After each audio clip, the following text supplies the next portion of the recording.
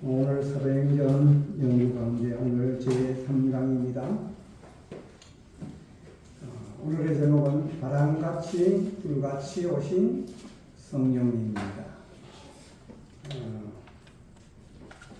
모든 것이 계획한 대로 잘 되지를 않아요. 그렇습니까? 아침부터 컴퓨터가 노트북이 고장나더니 뭐 이것저것이 다 고장나고 그래요. 오늘 또 이게 이제 이것도 지금 안 되고 사람이 계획한 대로 되는 게 없어요. 아침부터 좀 제가 마음이 한 가지 안 되니까 이것저것이 막 다 그렇게 돼요. 오늘 그냥 TV에는 비치지 않지만 그냥 제 이 말씀에 그냥 주신 설교를 통해서 받게 되길 바랍니다. 바람같이 불같이 오신 성령. 12사도를 비롯한 120명의 제자들이 한 곳에 모여 있었습니다. 그들이 모여 있었던 이유는 주님 말씀을 지키기 위해서. 주님은 성천하기 직전에 제자들에게 예루살렘을 떠나지 말고 내게서 들은 바 아버지께서 약속한 것을 기다리라고 말씀하셨습니다. 이 본장은 오순절에 주께서 약속하신 성령이 임하신 놀라운 사건이 이 말씀에 기록되어 있습니다. 예수께서 말씀하신 대로 오순절에 성령께서 강림하셨습니다. 한자리에 모였던 제자들이 성령의 충만함을 입었던 것입니다. 그리고 베드로의 설교를 들으며 마음에 찔려 통해하는 심령들은 성령의 임재를 모두 다 체험하게 되었던 것입니다. 첫 번째, 성도들을 임하신 성령님입니다. 한 마음으로 모인 성도들이 성령의 충만한 은혜를 받게 되었다고 이야기했습니다. 사도행전 2장 1절 말씀에 오순절 날이 이미 이름에 그들이 다 같이 한 곳에 모였더니 이렇게 이야기하고 있습니다. 이 오순절은 헬라로 펜타코스트인데 이 말은 50번째라는 뜻입니다. 오순이라는 말은 한자로 5오자에 열을 순자로 5번의 열흘을 말합니다. 5번째 열흘. 그래서 이스라엘 백성들은 BC 1500년경 모세의 인도 아래 이집트의 노예 생활을 해서 해방된 것을 기념하기 위하여 절기가 바로 그것이 6월절입니다. 그때 이집트의 모든 장자들을 죽이었지만 이스라엘 백성은 어린 양을 잡아 그 피를 문설주에 발랐을 때 죽음의 사자가 넘어갔던 절기가 바로 6월절입니다. 바로 그 6월절 후 안식일 다음 날부터 50번째 되는 날이 바로 오순절입니다. 구약시대는 동물의 추수가 시작되는 6월절이 지난 지 7주 혹은 50일 후에 지켜졌기 때문에 77절이기도 했고 오순절이라기도 했습니다. 자, 가나안에 정착한 후에는 보리 추수를 감사한다는 의미에서 맥추절이라고도 불렀습니다. 우리식으로는 추수 감사절이랑 마찬가지인 것이에요. 77절, 오순절, 맥추절 다 같은 절입니다. 똑같은 말이에요. 그죠? 똑같은 말입니다. 이 오순절은 6월절, 초막절과 더불어 이스라엘 백성의 3대 명절 중에 하나입니다. 우리나라 명절 가장 큰 것이 뭐예요? 추석. 그리고 또 뭐예요? 설입니다. 그죠? 2대 명절이죠. 2대 명절. 뭐 단오마 이런 것들은 또 있었지만 우리나라도 그런 것도 있었지만 그러나 가장 큰 명절은 추석과 설날입니다. 이스라엘 백성들도 유월절, 초막절, 오순절 이것이 유대 3대 명절 가운데 하나예요. 뭐 나라마다 그 명절들이 다 있죠. 예. 미국에도 그 독립 한날 아주 명절을 지키고 추석 감자들도 있고 미국도 그죠? 거기 있습니다. 출애굽을 보면 모든 이스라엘 남자는 반드시 1년에 3번씩 예루살렘에 있는 성전에 가서 제사를 드려야 했습니다. 그 3번이 바로 이스라엘의 3대 명절인 유월절과 오순절과 초막절이에요. 백성들이 어디로 모였다? 성전으로 모였습니다. 성전. 그래서 그 세 절기마다 이스라엘 전국에 흩어진 사는 남자들이 가족과 함께 예루살렘의 성전으로 가서 예루살렘에 그 많은 사람이 모여 들었는데 1세기에 유대인 역사가 요세푸스는 그 수가 200만 명이 이상이었다고 기록합니다. 이것이. 자, 그러니까 엄청나죠. 200만 명이 모여들었다. 이처럼 수많은 무리들이 가득하고 가는 곳마다 사람들로 바글바글 했던 것 같아요. 그때 당시에. 그런데 이런 가운데 어느 예루살렘의 어느 한 방에서 어디에요? 120명의 성도들에게 성령이 임하는 놀라운 일들이 일어났죠. 그런데 우리가 여기서 놓지 말고 주목해야 할 점은 그들이 다 같이 한 곳에 모였다는 것입니다. 한 곳에 모였다는 것입니다. 그때 성령께서 임했다는 사실입니다. 여기서 같이라고 번역했는 헬라어 단어는 한 마음을 품고라는 뜻이에요. 한 마음을 품었다는 것. 한 마음을 품고 모였다는 것이에요. 그러니까 여기서 강조하는 것은 성도들이 한 가정에 모였다는 것도 중요하지만은 그보다 그들이 모두 같은 장소에서 한 마음으로 함께 하고 있었다는 사실입니다. 이것이 중요해요. 우리가 모이는 것도 중요하지만 우리가 한 마음과 한 뜻이 되어가지고 우리가 모였다는 것은 너무너무 중요합니다. 우리가 전도회를 한다 하지만은 그냥 모이는 것을 말고 우리가 한 마음과 한 뜻으로 모여 전도를 준비하는 것 중요합니까? 마음적으로 우리가 그런 마음을 품고 준비하는 것이 중요하다는 것이 그들이 품었던 한 마음이 어떤 마음이었을까? 어떤 마음이었을까? 예수님께서 하늘로 올라가시면서 약속하신 성령을 기다리며 사모하는 마음이었다. 성령이 임하기를 사모했다는 마음이었다는 것입니다. 그것이 한 마음이었다는 거예요. 다른 목적이 아니고 정말 성령이 그래서 임하시겠다고 약속했는데 그것을 위해서 한 마음과 한 뜻이 되어 기다렸다는 것이 마가에 따라가면서 그죠? 예.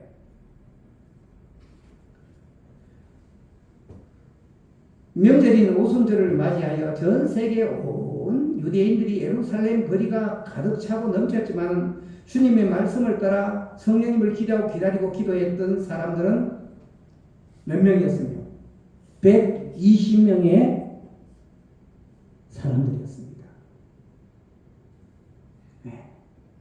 200만 명이 유대로 예루살렘으로 막 모여들었을 때 마가의 다락방에서 기도했던 사람은 몇 명이었다고? 120명이었다는 것입니다.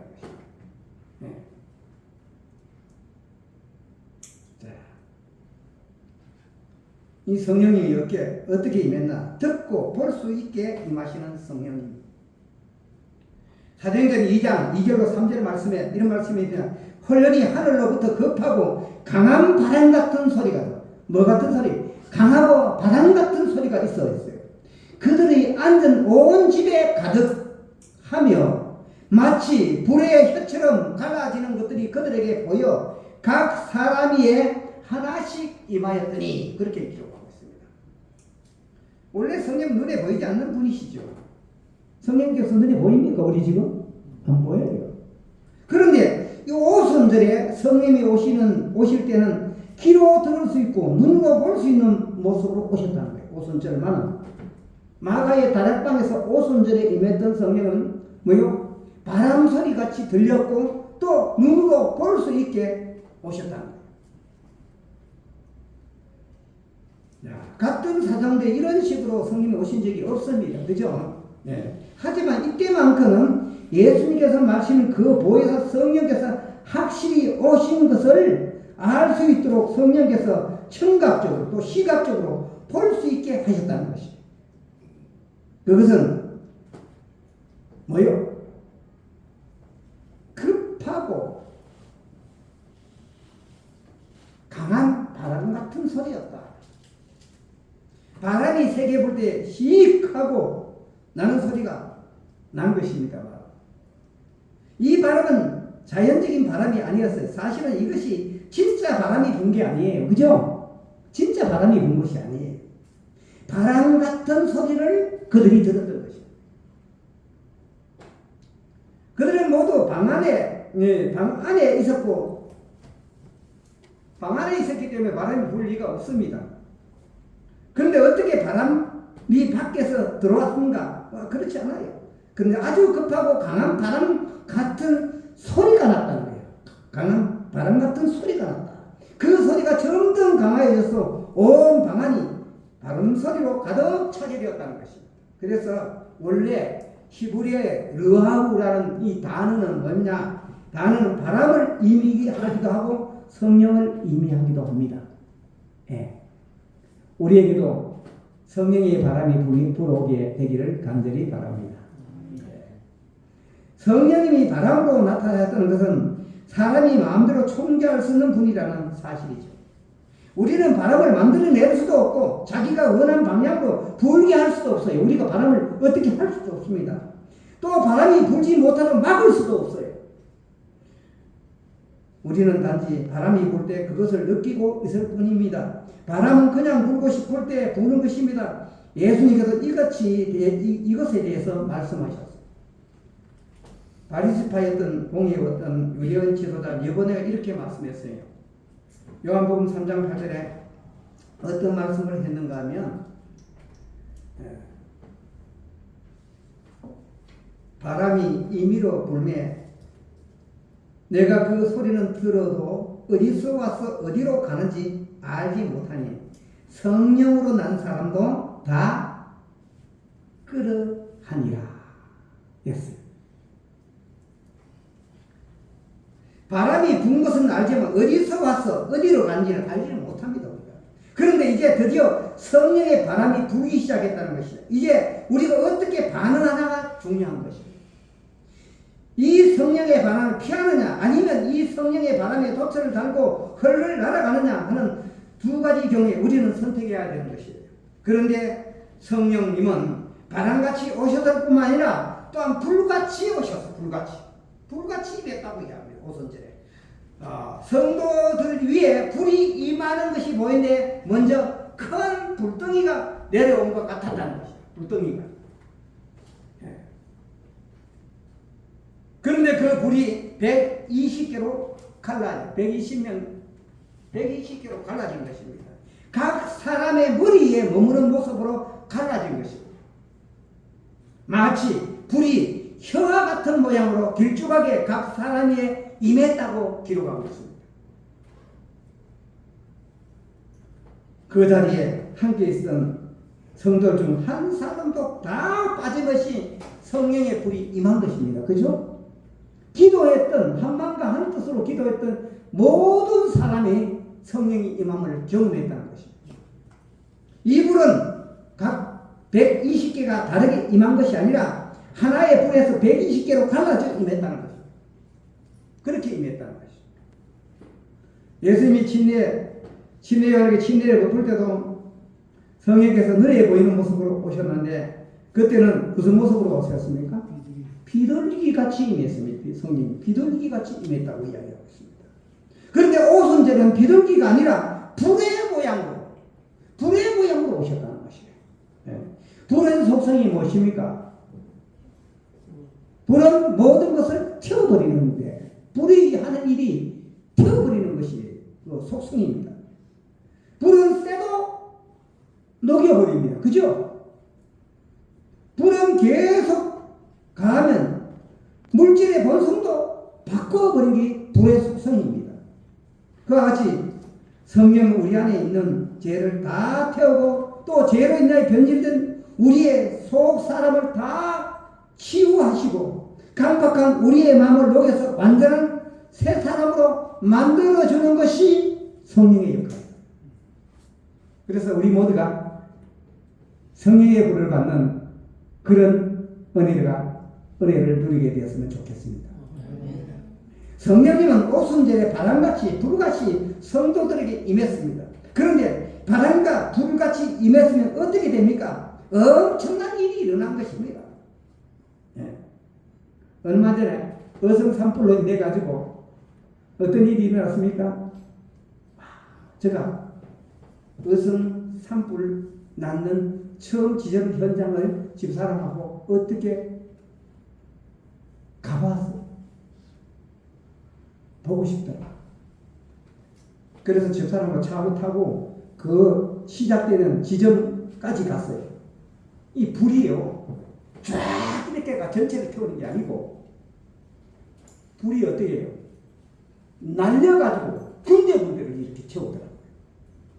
근데 그 주위에 가보니까 다른 데는 불이 붙었는데 집들은, 우사들은 다 괜찮아요. 그 주위는 괜찮았어요. 네. 근데 그 불이 또 어디요? 안동 일찍에 우리 김윤상 목사님 어머님이 사시는 곳인데 그 마을은 불이 다 타버렸어요. 뿐만 아니라 진보면, 성성 진보 알죠? 진보도 불이 나가지고 그 불이 튀어가지고 진보 우리 교우님들 가정들 우사들 다 태워버렸어요. 그 마을 전체를 다 태워버렸어요. 네. 이 불은 겁나죠. 그런데 엄청난 성령의 불은 120년으로부터 퍼져나가 예루살렘을 다 휩쓸고 온 유대아 사마리아를 휩쓸고 마침내 땅끝까지 퍼져나가 다 태우는 그런 놀라운 역사가 일어났다는 것입니다. 그래서 우리는 성령의 불을 받는 그런 성도들이 되었으면 좋겠습니다.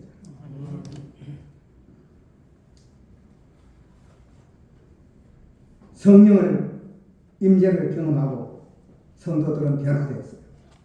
사도행전 2장 4절에 그들이 다 성령 충만함을 받고 성령이 말하게 하심을 따라 다른 언어들로 말하기 시작했더라 했어요. 자, 성령을 받은 사람들이 특징이 또 나타나는데 뭐요? 다른 언어들로 뭐요? 말하기를 시작하더라. 그렇게 기록됐어요. 자, 성령 받은 사람의 첫 번째 현상으로 그들은 성령 충만함을 받았는데 성령 충만이 무엇입니까? 그들의 인격도 감정도 모두 성령으로 가득 차고 성령의 지배를 받았다는 것이죠. 에베소 5장에 보면 술 취하지 말라 하면서 성령의 충만함을 받으라고 말씀했는데 술을 마시고 취하면 사람의 알코올의 지배를 받아 비틀비틀하고 몸을 가누지도 못하고 정신도 오락가락하는 것이 뭐요? 술 취한 사람들의 모습이에요. 그죠? 그런데 성령 충만함, 즉 성령의 지배를 받으면 성령이 이끄는 대로 살게 된다는 거예요. 그래서 이들은 생각과 감정과 인격 속에서 성령이 가득 차서 다른 것을 생각할 수가 없을 상태가 성령으로 충만한 사람, 이런 사람을 성령으로 충만한 사람. 다른 염려나 걱정이나 인간적인 미움이나 시기나 질투나 의심이나 두려움 같은 것들이 있을 틈이 없는 것입니다. 왜냐하면 성령으로 꽉 차 있기 때문에 그런 것들이 들어올 틈이 없는 것입니다. 성령을 받은 사람들의 모습이에요. 그 대신 그들의 마음은 하나님의 영광과 성령이 주시는 감동으로 가득 차고 이제 주님이 원하는 일만 하게 되었다는 하는 마음으로 가득 차게 되었던 것입니다. 그러니까 이전에 맛보지 못한 기쁨으로 가득 차게 되었어요. 이것이 성령 충만함이에요. 성령 충만. 우리 모두가 성령 충만한 성도가 되기를 간절히 바랍니다. 두 번째로 그들이 성령께서 말하심을 따라 말하기를 시작하더라. 말하기를 시작하더라. 성령이 말하시는 것은 여기서 다른 언어들로 말하게 되었다는 것입니다. 여기에 보면 네. 여기가 자기가 난 곧 방언도 사도행전 2장 5절로 13절에 기록되어 있습니다. 사도행전 2장 5절로 8절에 그때 경건한 유대인들이 천하 각국으로부터 와서 예루살렘에 머무르 있더니 이 소리가 나매 큰 무리가 모여 각각 자기 방언으로 제자들이 말하는 것을 듣고 뭐더라? 소동했다는 거예요. 제자들이 막 그 방언으로 막 말하는 걸 보고 막 소동했다. 다 놀라 아주 신기하게 여겨 이르되 보라 이 말하는 사람이 다 갈릴리 사람이 아니냐. 우리가 각 사람이 난 곳 방언으로 듣게 되는 것이 어찌 됨이냐. 우리가 추측할 수 있는 것은 이 방 안에 120명이 너무 성령 충만하고 가슴이 터져서 정말 가득 차서 그냥 있을 수가 없어요. 그 자리에 있지 못하고 밖으로 나갑니다. 특히 사람이 많은 성전 쪽으로 가서 그 언어로 말을 하니까 사람들이 깜짝 놀란 거예요. 그 내용은 자기들이 그토록 사모하고 그토록 듣기 원했던 하나님의 말씀이었는데 너무나 놀라고 귀한 일이 일어난 것이에요. 어떤 일이 일어났나? 그런데 보니까 이 사람들이 어떤 사람인가? 갈릴리 사람들. 이 유대인들이고 갈릴리 사람들은 별로 배운 사람도 아닌데 어떻게 자기들의 언어를 하는지 정말 깜짝 놀란 거예요. 네, 성령을 받으니까. 이게 보니까 갈릴리 사람들이 예수님을 따라다녔던 갈릴리 사람들은 직업을 별로 받지 못했던 사람이에요. 성령을 받으니까 있을 수가 없었어요. 그냥 그들에서. 근데 뛰어나와가지고 막 하나님의 말씀을 전하니까 이건 놀라운 일이야. 방언으로 막 이야기하는 것입니다. 자기들이 그 이야기를 갈릴리 사람이 이야기하니까 이 말씀을 그대로 자기 나라 방언으로 다 듣는 것입니다. 오순절의 성령은 세계 각처에 온 많은 사람들에게 하나님의 진리를 듣게 해주었던 사건입니다. 그래서 이 말씀을 들은 사람은 그 복음의 진리에 놀라 또 방언에 놀라면서 하나님의 말씀을 전하는 사람에 관심을 보이기 시작한 거예요. 얼마나 놀라운 일입니까?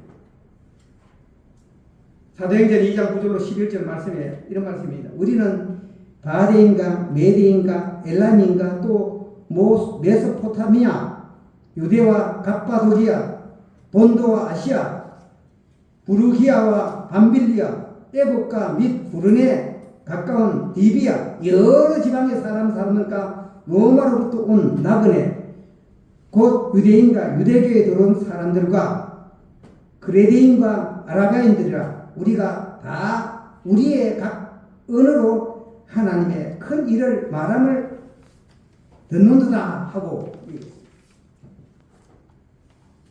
이게 예루살렘에 이 모인 무리들이 오순절에 이만큼 모였어요. 수많은 사람들이 모였어요. 각국에서 막 흩어진 사람들이 엄청나게 모여드는 것이에요. 200만. 요세푸스는 200만이라고 이야기합니다. 그러니까 이 갈릴리 사람이 성령을 받고 나가서 하나님 말씀을 전하는데 막 자기들의 방언으로 막 이야기 막 하니까 얼마나 놀랐겠어요. 엄청나게. 저 무식한 갈릴리 사람들이 어떻게 저렇게 할 수 있을까? 복음을 듣게 된 것이. 세계 각국에 온 사람의 성령을 받은 제자들이 전가하는 진리를 자신들의 언어로 들었다는 것이야. 이 놀라운 일이 아니겠어요? 그들은 제자들이 선포하는 하나님 말씀을 듣자마자 이것이 하나님의 말씀이라는 것을 그들이 깨닫게 됩니다. 그래서 우리가 다 우리의 각 언어로 하나님의 큰 일을 말함을 듣고 깜짝 놀랐다는 것이. 그런데 오늘 방언은 어떻습니까? 우리 교회는 방언의 은사가 이걸 우리는 한국말로 하면 어떻게 합니까?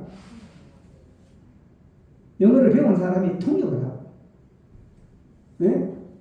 또 우리말로 하면 통역자로 제가 스페인어면 스페인어로 통역하고, 그죠? 이렇게 하죠. 근데 일반 교회들은 어떻게 합니까? 방언의 원사가 못 알아요. 알아듣습니까? 알아듣지도 못하는 랄랄랄랄랄랄랄라 해가지고 그렇게 그래서 일반 교회들은 그 방언 원사를 못 받으면 뭐예요? 신앙의 수준이 낮다고 생각해요. 이게 우리의 방언의 목적을 우리가 잘 알아야 돼요. 그래서 방언의 목적이 뭡니까? 고린도 14장 4절 말씀에 있습니다.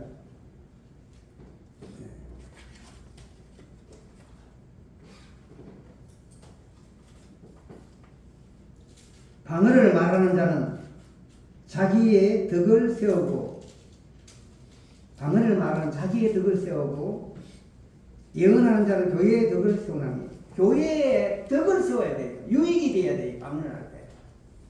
덕 세우는 거예요.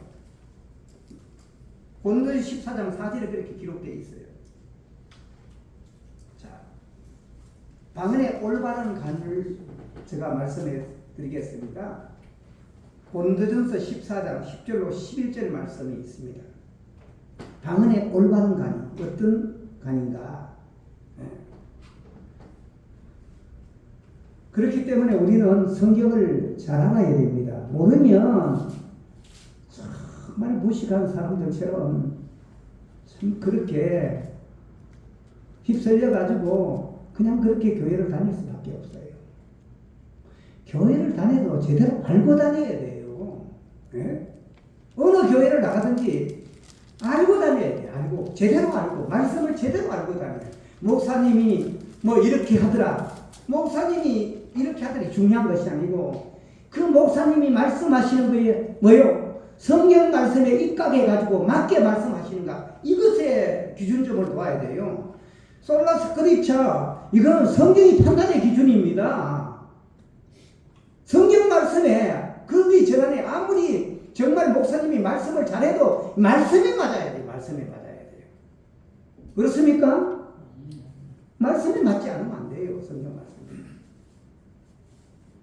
고린도 14장 10절로 11절에 세상의 소리의 종류가 이같이 많되 뜻없는 소리는 없나니 그러므로 내가 그 소리의 뜻을 알지 못하면 그 소리의 뜻을 알지 못하면 내가 말하는 자에게 뭐가 되고 야만인이 되고 야만인이 되고 분명히 이야기했죠. 야만인이 되고 말하는 자도 내게 뭐라 야만인이 되리라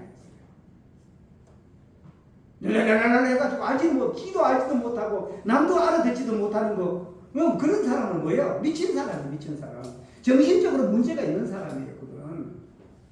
그런 거 듣고 아멘 아멘 하고 그게 되겠어요. 그게 하나님의 말씀에 맞아야 돼요. 하나님의 말씀에 입각하게 교회를 다녀야 돼요. 고린도 14장 23절 말씀에 또 있습니다. 그러므로 온 교회가 함께 모여 다 방언으로 말하면 다 같이 방언으로 말하면 무식한 자들이 믿지 않은 자들이 들어와서 너희를 미쳤다 하지 않겠느냐. 성경 말씀에 분명히 있죠. 미쳤다 한다는 거예요. 다 방언을 다 말하면 미쳤다. 그리고 이어서 본문에 사도행전 2장 12절로 13절 말씀에 또 이야기합니다.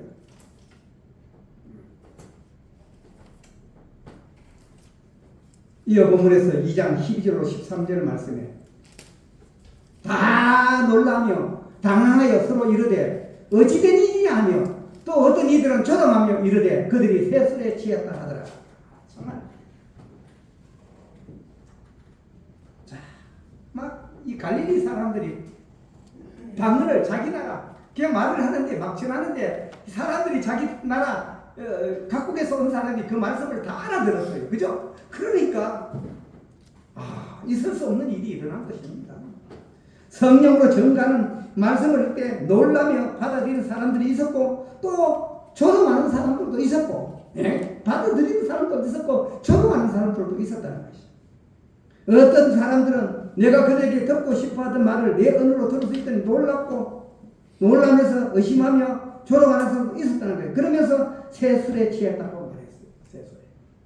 새술이라는 것은 좋은 말이 아닙니다. 이 술은 헬라어로 글로쿠스라고 해서 지금 막 발효가 되고 있는 술을 말하기 때문에 완전한 발효가 되어 상품이 된 술이 아니라 집에서 술을 담았는데 발효가 될랑말랑하는 싸구려 술을 의미하는 단어예요.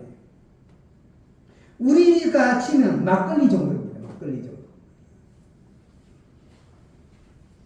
믿지 않는 사람들의 눈으로 보면 하나님의 놀라운 말씀을 전가하는 제자들의 옷을 좋은 것을 입힌 것도 아니고 교육 수준이 높은 것도 아니며 억센 갈릴리 사투리로 하나님 말씀을 전가하는 모습을 보면서 너희들 주제에 비싸고 좋은 술을 마셨을 것 같지 않고 싸구려 술이나 마시고 주정하는 것이 아니냐 이렇게 말하는 사람들도 있었다. 빈정대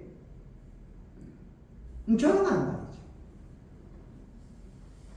자, 근데 베드로의 설교가 이어집니다. 베드로의 설교는 요엘서를 근거로 해서 말씀을 또 이야기하고 있습니다. 사도행전 2장 17절로 21절 말씀에 있습니다. 베드로는 강력하게 설교, 하나님이 말씀하시기를 말세에 내가 내 영을 모든 육체에 부어주니 너희 자녀들은 예언할 것이요 너희 젊은이들은 환상을 보고 너희 늙은이는 꿈을 꾸리라. 그때에 내가 내 영을 내 남종과 여종에게 부어주니 그들이 예언할 것이요 또 내가 와서 하늘에서 기사를 아래로 땅에서 징조를 베푸리니 곧 피와 불과 연기로다. 주의 크고 영화로운 날이 이르기 전에 해가 변하여 어두워지고 달이 변하여 피가 되리라. 누구든지 주의 이름을 부르는 자는 구원을 받으리라 하였느니라. 이 요엘서는 요시야 왕의 통치 시대의 배경으로 삼고 있습니다. 북이스라엘에서 정략 결혼하여 남유다에 시집온 여자는 아달랴는 그 덧센 기질을 발휘하여 그 아들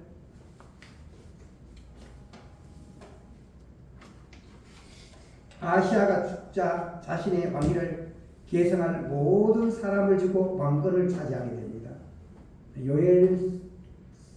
요엘이 사람 요엘 선지자의 배경입니다. 아달랴가 아합의 딸이라는 점을 기억하는 것은 이런 상황을 이해하는 데 우리가 도움이 돼요.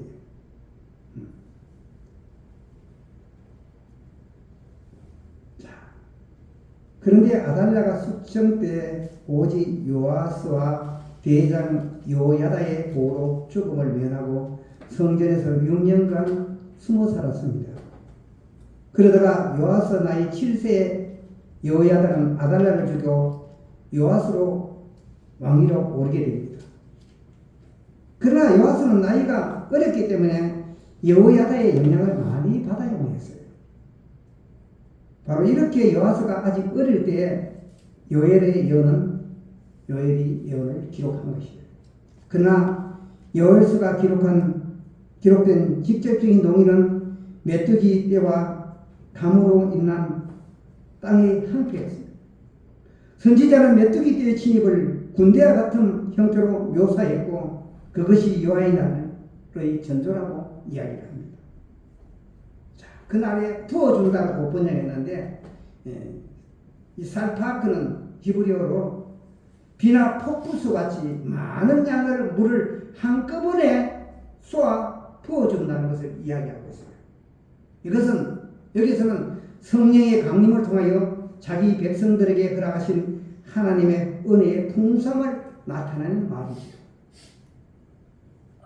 구약시대는 수적으로나 양적으로 제한되었던 즉 왕이나 선지자, 제사장 등이 주로 기름 부음을 받은 특별한 직분자에게 국한되었던 성령의 임재가 신약시대에 들어와서는 신분이나 성별이나 연령 등 어떤 조건에도 차별 없이 모든 사람에게 풍부하게 베풀어 주신다는 이야기죠. 특히 요엘 선지는 성령의 수혜자만 만민이라는 말, 직역하자면 모든 육체, 성령의 강림과 그 은혜가 인종과 민족을 초월하여 범죄하고 타락하여 하나님의 구원을 필요한 모든 인류에게 공히 적용될 것이라는 이야기죠. 구약시대는 대표적인 성령의 수혜자는 왕과 선지자와 제사장 등이었습니다.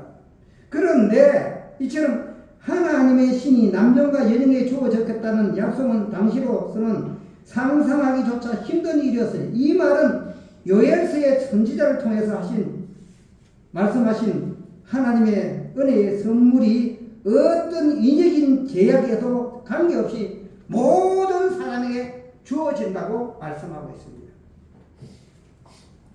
사도 베드로 사도는 요엘의 이적을 기사와 징조로 재해석하고 여호와의 크고 두려운 날을 주의 크고 영원한 날로 재해석했습니다. 여기서 말하고 있는 기사와 징조는 하나님께서 임박한 심판을 알려주기 위해서 베풀어 주시는 현상과 변화를 말하고 있는 것입니다. 그리고 주의 크고 영원한 날은 주님의 재림을 상징하는 말이기도 합니다. 같이 적용할 수가 있어요. 네. 자, 이 마지막 때도 늦은 빛 성령이 약속되었습니까? 늦은 빛 성령이 약속되었다면 아무에게나 내릴까요?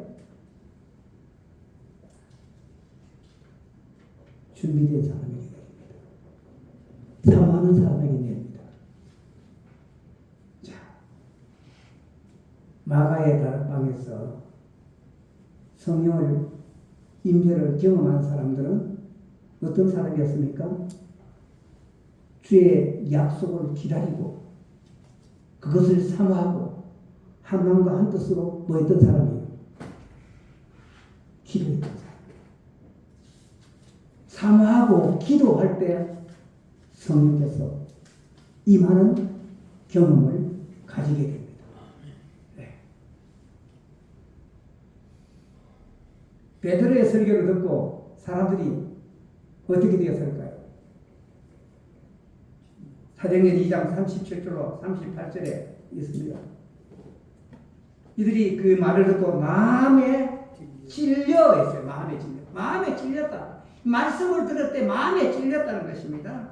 네. 베드로와 다른 사도들이 물어 이르되 형제들아 우리가 어찌하면 좋겠느냐 어찌할꼬 베드로가 이르되 너희가 뭐 하라고 회개하여 각각 예수 그리스도의 이름으로 침례를 받고 제사함을 받아라. 그리하면 뭐로? 성령을 선물로 준다. 사도 베드로는 복음을 제시하면서 하나님께 부르시는 자들은 복음에 순종할 것을 선언합니다. 이 말을 받은 사람이 얼마나? 3,000명이 침례를 받고 베드로의 설교를 듣고 침례받은 사람들이 모여 회개하며 침례를 받는 놀라운 역사가 일어나게 된 것입니다. 우리도 이런 은혜가 우리 모두에게 임하게 되기를 원합니다. 이 마지막 시대를 우리가 살아갑니다. 마지막 시대. 이미 징조들은 다 성취되어 가고 있어요. 그죠? 다 되어가고 있어요. 이 세상 사람들은 뭐라고 해요? 이 시대를 말세라고 합니까? 믿지? 교회를 안 다니도 말세라고 해요. 그죠?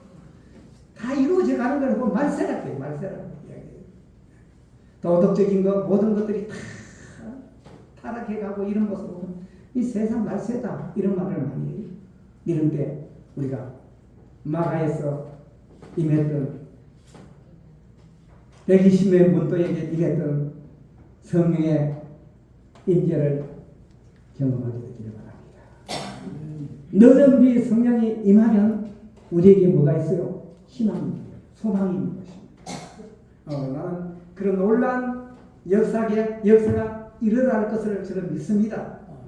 네, 기다리고 사모하고 그러면 지금 우리가 초랑 몇 명 되지 않는 모습이지만 그러나 정말 구름대처럼 밀려오는 놀라운 영혼들이 정말 개신교뿐만 아니라 천주교에서도 구원받을 사람들이 많다고 이야기하고 있거든요. 각 시대의 대응적으로 영감의 거래로 그렇게 기록되어 있습니다. 그죠? 진리를 모르고 진리를 찾아서 넘어온 수많은 사람들이 회심하고 돌아올 것이라고 이야기를 하고 있어요. 그런 역사가 일어나게 되기를 바라면서 이 말씀을 마치도록 하겠습니다. 아멘.